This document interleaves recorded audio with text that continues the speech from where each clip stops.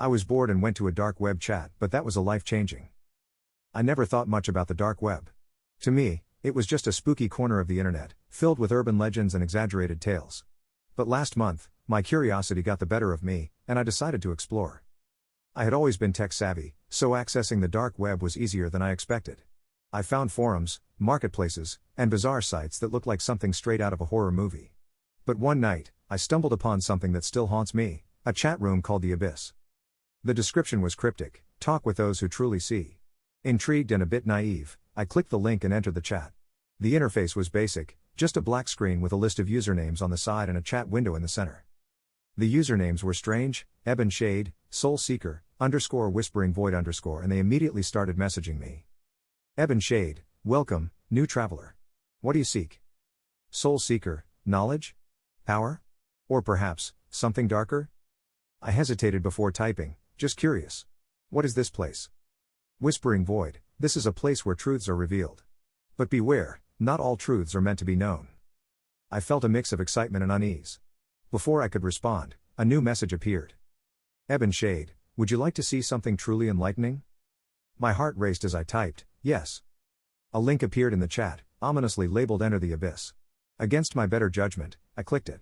My screen went black, then filled with a montage of disturbing images: old, decaying buildings, people performing strange rituals, faces twisted in terror. It was overwhelming, like a nightmare unfolding before my eyes.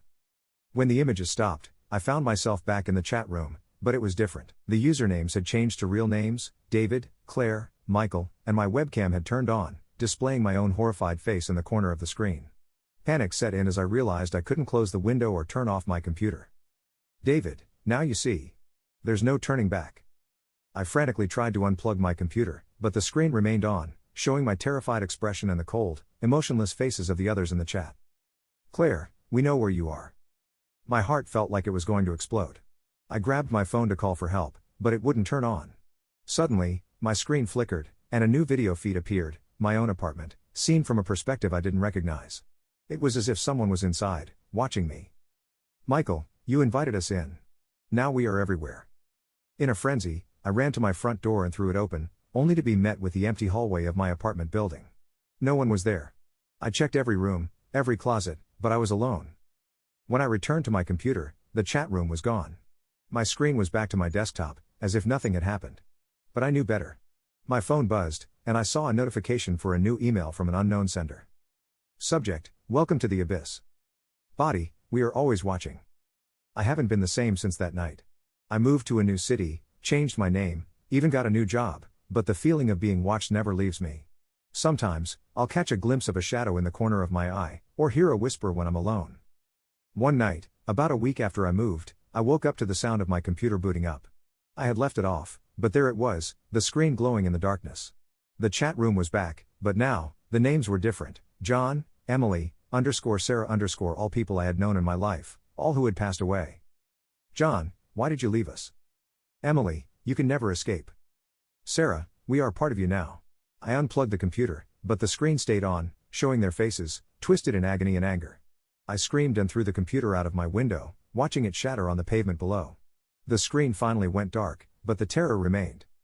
I replaced my computer, thinking it would end the nightmare. But then, the text started. Unknown numbers, always the same message: we are watching. I don't know how much longer I can keep this up. I see them everywhere now, in reflections, in crowds, in my dreams. If you ever find a chat room on the dark web called The Abyss, don't enter it. Some doors, once opened, can never be closed. One evening, as I was walking home from work, I felt someone watching me. I turned around, but no one was there. Quickening my pace, I hurried to my apartment. When I entered, my phone buzzed. Another unknown number. Text: we are here. The lights flickered, and the temperature dropped. My breath came out in visible puffs. I grabbed a knife from the kitchen, my hands trembling. As I backed into the living room, the shadows seemed to move, coalesce, forming shapes that were almost human. I don't know if it was a hallucination or something worse, but I heard their voices, whispering my name, promising I would never be alone again. I dropped the knife and ran to my bedroom, locking the door behind me. The whispers grew louder, more insistent. Desperation set in. I decided to document my experience, to warn others. I started typing out this story, but the words are running out. The whispers are too loud now. I can't think. They're here, with me, In the room. If you ever find this post, heed my warning. Do not go looking for the abyss. It will find you, and once it does, there is no escape.